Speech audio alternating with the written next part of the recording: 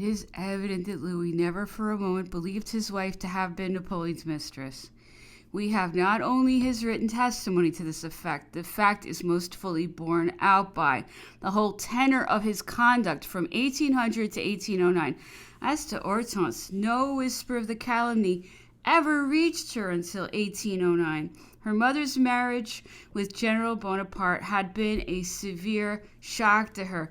Even before it took place, she was living at Saint-Germain-en-Laye with her grandfather, the Marquis de Beauharnais, and her aunt, Madame Renaudin, whom the Marquis had married a short time before. She was then sent to school with Madame Campan, whence she was not transferred to the Tuileries till about the time of the first consul's departure from Marengo. It was not, therefore, until after Bonaparte's return from Italy that she was brought into constant and familiar intercourse with him. Napoleon became attached to her, treating her with fatherly indulgence and tenderness, but she could never conquer her awe of him. He inspired her with a sort of respectful dread that made her tremble when she spoke to him. She never ventured to make him any request. If she had a favor to ask, she always sought the help of some intermediary. "Little fool," Napoleon would say, "why doesn't she ask me herself? Is the child afraid of me?" When Josephine was negotiating her daughter's marriage with Louis Bonaparte, Napoleon refrained from any action in the matter, partly because he hoped the union might bring about greater harmony between his own family and his wife's, partly because he foresaw certain political advantages to be derived therefrom, and partly from a feeling of delicacy towards Josephine and the children of her first marriage. But whenever in the unhappy sequel he was able to calm or soften Louis, or to admonish him as to a proper course of conduct towards Hortense, he never failed to carry out the task with admirable tact, delicacy, and patience. He pitied his stepdaughter profoundly and had the greatest respect for her, restraining his freedom of speech in her presence. "Hortense forces me to believe in virtue," he often said. He was well aware of the rumors current. He knew, and was perhaps not altogether indifferent to the malicious gossip which affirmed that he had married Hortense to his brother when she was already pregnant by himself, and that her child had been born before 9 months had elapsed. The calumny had crossed the straits and had come back to Paris, amplified and embellished by the English newspapers. Determined to give the lie to his assailant, the consul had contrived a scene which reflects little credit on his ingenuity and even less on his sense of delicacy. He gave orders for a ball at Malmaison. Hortense was present, though then in her 7th month. Bonaparte invited her to dance with him. She pleaded fatigue and refused. She knew that her stepfather usually inveighed in the strongest terms against women in her condition who danced, especially when dressed in the clinging garments of the period, which revealed every contour of the figure. On this occasion, however, he persisted, begging her to take part, at least in a country dance. Again she refused, whereupon he brought so many cajoleries to bear upon her that she at last consented. The next morning, one of the newspapers published a copy of the scurrilous verses on the incident. Hortense, greatly incensed, lodged a complaint, but without effect. The ball indeed had been given, with no other object than to furnish an occasion for these verses, which might be produced at some future day, to prove that Madame Louis Bonaparte was in the orthodox stage of her pregnancy. A like precaution was taken in the case of the Moniteur. This journal, which had never made any allusion to the consul's family heretofore, published the following notice in its issue of Vendémiaire the 21st. Madame Louis Bonaparte was safely delivered of a son on Vendémiaire the 18th at 9 o'clock in the evening. Napoleon clearly did all in his power to circumvent the calumny, but it survived in spite of his efforts and gained credence in many quarters. Outrageous as it was, he felt that it could not seriously affect either Hortense, Louis, or himself. He therefore accepted it as a move in the political game, and at once saw how it might be turned to account. He loved the child scandal had fathered upon him almost as fondly as if it were indeed his own. He had a genuine parental weakness for the boy and showed a tender and charming playfulness in his treatment of him. He was enchanted when the child exclaimed to some grenadiers he saw passing in the garden, "Long live Nanon the soldier!" He often sent for him at dinner and would perch him on the table beside him, laughing when he touched every dish and upset all within his reach. He took him to give snuff to the gazelles, set him astride one of them, and smiled to hear himself addressed as Uncle Babiche. Or he would have him brought to his dressing room, and after having kissed him, pulled his ears, or made faces for his amusement,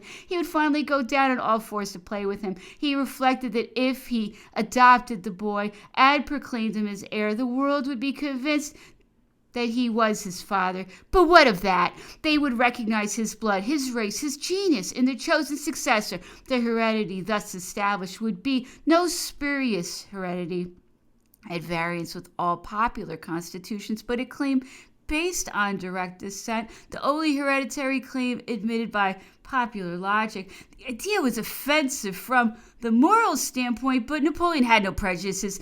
He held his destiny to be so far above that of the crowd that the nation would not judge his actions by the moral formula applicable to ordinary mortals, and believed that the national desire to ensure a stable form of government might be relied on to excuse the suspected lapse from domestic virtue. At the worst, the accusation rested on a mere suspicion and hearsay. It was impossible to bring it home, and Napoleon himself knew it to be entirely baseless. It may be urged that we are attributing ideas and opinions to the emperor wholly in the air, but it is not so. 2 years later, in a conversation recorded by Hortense in her unpublished memoirs, he discussed the consequences of her son's death at some length, adding that he himself had been commonly reputed to be the child's father.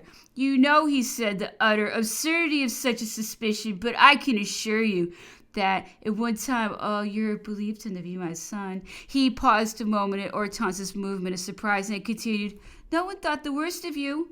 The world has always respected you, but the story was believed." He paused once more and then added, "I thought this belief might be turned to good account, and the child's death was a great misfortune."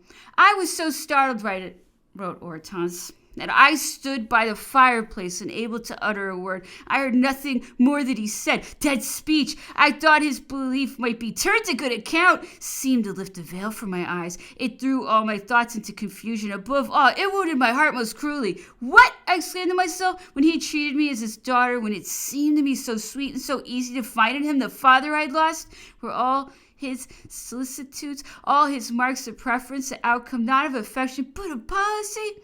Hortense was wrong. There was as much affection as policy in the matter, but the indignation she felt, a perfectly legitimate indignation from the feminine point of view, made it impossible for her to appreciate that philosophical view of the situation that presented itself to Napoleon's masculine mind. If he had heaped kindnesses on Hortense, it was not with the intention of confirming the rumor that he was the father of the child, for we know he took effectual steps to discredit it, but finding that the rumor persisted and was accepted by the majority, he determined to make it subservient to his own interests and to the consolidation of his dynasty. It was the sudden inspiration of a skilled tactician on the field of battle, for it was one of the most extraordinary of his faculties to be able to recognize a situation at a glance, to accept its conditions, and to act at once on impulse inspired. Hence it was that although, as he himself said, he looked upon the death of Napoleon Charles as a great misfortune, he bowed to the inevitable. "I have no time to feel or to regret like other men," is a dictum ascribed to him. He may have uttered it. The death of the little Napoleon moved him deeply. He wrote of it to all his correspondents, 20 times to Josephine, 5 or 6 times to Hortense, to Joseph, to Jerome, to Fouché, to Monge.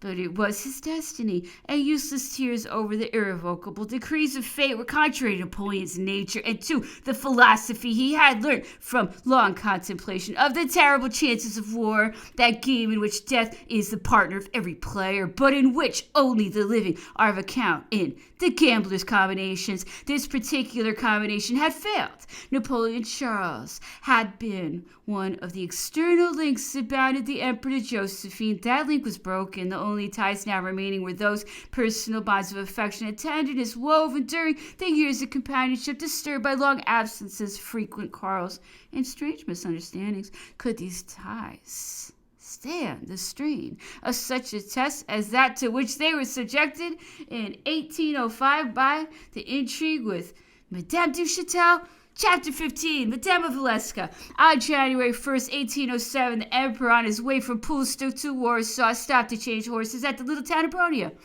A crowd had gathered to welcome the liberator of Poland, a shouting, gesticulating, excited multitude which dashed forward at the sight of the imperial carriage. The carriage drew up. Duroc, the general officer and attendants, alighted and made his way to the posting house. As he entered, he was greeted by despairing cries. Clasped hands were raised to him in supplication, and a voice exclaimed in French, "Ah, sir, help us get away from here, and let me see him, if but for a moment." He paused at this appeal. The suppliants were two ladies, lost in the crowd of peasants and workmen. The one who had addressed him seemed hardly more than a child. She was dazzlingly fair, with large blue eyes, peculiarly sweet and candid in expression, and sparkling with fire as of some sacred frenzy. Her delicate skin, pink and fresh as a rose, was flushed with nervous excitement, somewhat small of stature. Her figure was so exquisitely molded, so supple and undulating, that she was grace itself. She was very simply dressed and wore a dark hat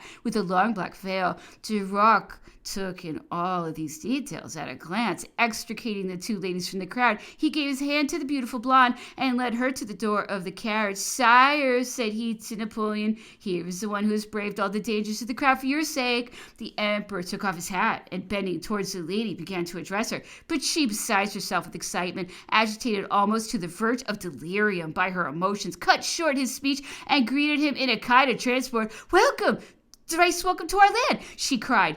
"Nothing we say or do can adequately express our attachment to your person and our delight in seeing you tread the soil of that country which looks to you for its deliverance."